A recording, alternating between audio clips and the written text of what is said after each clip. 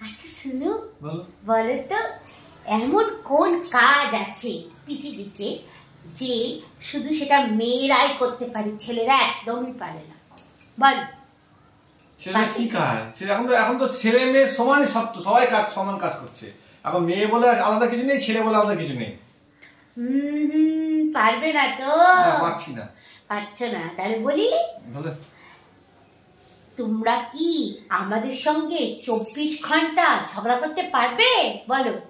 আরে 24 ঘন্টা ঝগড়া করতে ছেলেরা কখনো পারে না।